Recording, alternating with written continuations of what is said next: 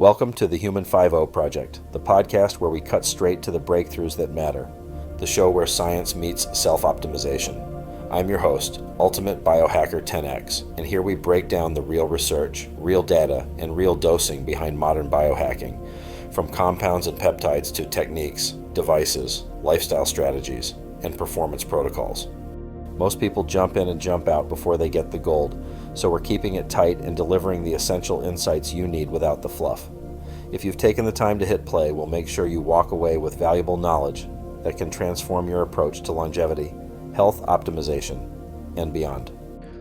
Menopause is not a character flaw. It's not you failing. It's a metabolic event that you can dominate if you understand the rules. If you woke up at 45, 52, 58 and thought, why is my body suddenly playing by different rules? That's not weakness. That's biology. Menopause isn't a vibe. It's a symptom-wide shift that changes how you store fat, build muscle, regulate temperature, and recover from stress. And today we're doing the 2026 blueprint. What's actually happening, what works with lifestyle, what's real in medical options, and where peptides and growth hormone pathway tools fit.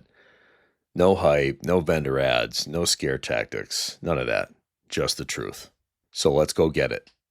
Hey loyalists, biohackers, and longevity rebels, this is Ultimate Biohacker 10X firing up the mic this morning, and we are here to stretch your timeline, bulletproof your cells, and make every extra year feel like 20. Welcome back to the Human 5.0 Project, and today, the 2026 Menopause Biohacking Blueprint. Women and their needs deserve a lot more attention in this space, and we're going to do our best to get that out there. So here's the core problem nobody says out loud.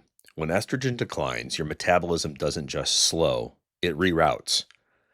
Estrogen plays roles in insulin sensitivity, muscle metabolism, and mitochondrial function. So when it drops, many women see rising insulin resistance, easier fat gain, and harder recovery.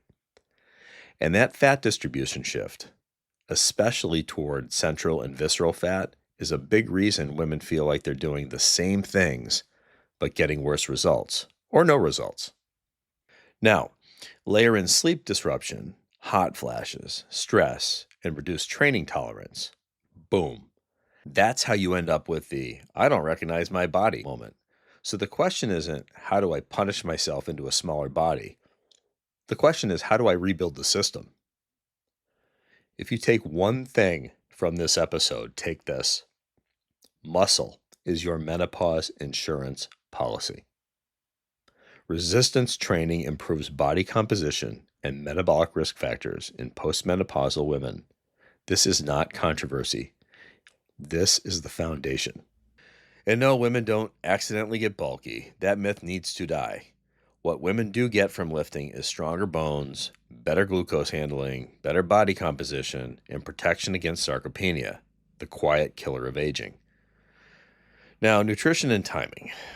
Time-restricted eating is being actively studied in peri-postmenopausal women for metabolic health outcomes. So it's on the radar, but you don't need a fasting personality disorder to benefit. Start simple. Protein first, fiber, daily strength training. That's the anchor. Walk after meals, sleep like it's your job. This is not sexy, but it is undefeated.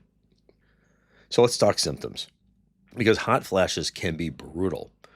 Hormone therapy remains the most effective option for vasomotor symptoms for many women, and major guidance emphasizes individualized risk-benefit, especially age and time since menopause. This matters.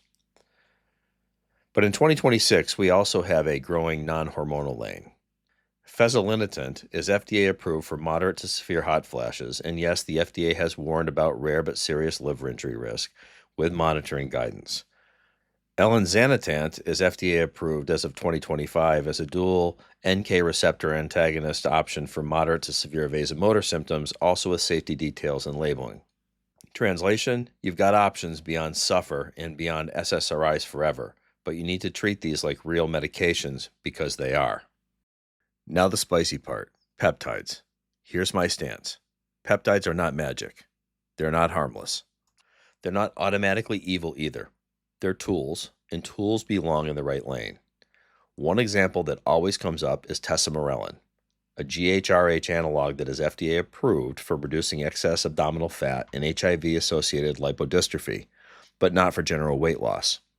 In phase 3 trials, in that population, tesamorelin reduced visceral adipose tissue by about 15% over 26 weeks or so. So yes, it does have real VAT data, but the context matters. Approved for X doesn't mean automatically right for Y. And this is where we stop doing forum medicine and start doing risk-managed strategy. Let's talk about the whisper topic, growth hormone therapy, real GH, somatropin. It's prescription only, regulated, and not something you freestyle because a podcast got you motivated. But here's what research does show. In a placebo-controlled trial, postmenopausal women with abdominal obesity who received growth hormone treatment for 12 months had reductions in abdominal visceral fat and changes in metabolic markers. Now the part the internet skips. The most common growth hormone side effects in adults are classic fluid retention problems, edema, joint pain, carpal tunnel type syndrome. And growth hormone can worsen glucose tolerance in some people. Also, the sleep connection is real physiology. Growth hormone secretion is linked with slow wave sleep patterns, but don't let anyone sell you guaranteed sleep miracles. So here's my 2026 truth. If peptides are chess, prescription growth hormone is a bulldozer. Useful in the right hands, risky in the wrong hands. Tesamorelin has strong visceral fat data in specific populations. That's real. But it's not a blanket menopause fix, and it belongs in a clinician-guided conversation, just like growth hormone. Here's the framework I want you to keep forever. The DIY lane, low risk, high ROI.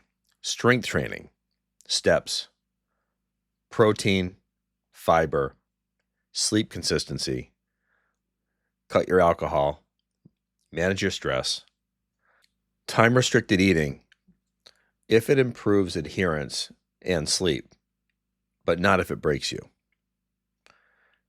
The clinician lane, which would require labs and oversight, menopausal hormone therapy decisions guided by symptom burden and risk profile, prescription hot flash meds with monitoring, and any growth hormone pathway therapy or off-label metabolic pharmacology because glucose, edema, and risk stratification are real. If you're not tracking labs, you're not biohacking. You're just guessing. If you're going to be serious, track the signals that actually move with menopause. Metabolic, fasting glucose and fasting insulin, or HOMA-IR, hemoglobin A1C, lipids, consider ApoB if available. For inflammation risk, highly selective C-reactive protein, blood pressure monitoring, waist circumference, safety baseline, especially if using clinician lane meds, would be a comprehensive metabolic panel, CBC, thyroid screen, maybe a TSH and a free T4 if symptomatic. And then we've got body composition, DEXA for lean mass and bone density if accessible. And remember, hormone labs can be useful in certain contexts, but perimenopause isn't always diagnosed by labs. It's often clinical. Symptoms, pattern, and context. Menopause is not a disease. It's a transition that exposes weakness in the system. Sleep, stress, muscle, insulin sensitivity, inflammation. So we win it the same way we win everything. Foundation first, evidence second, clinician tools when appropriate, no hype. If this helped you, drop a comment. What's your number one symptom? Sleep, hot flashes, weight, mood, energy? Maybe we can circle back and do a deeper dive on mitigating these symptoms in spite of treatment. Stay hacked, stay curious, stay hormonally unbreakable, and I'm out. Thanks for listening to the Human Upgrade Project. If you found value in today's episode, share it with someone who's ready to elevate their biology. Make sure to follow the show for weekly deep dives into peptides, protocols, devices, lifestyle strategies, and the science of high-performance longevity. Until next time, stay curious, stay optimized, and stay 10x.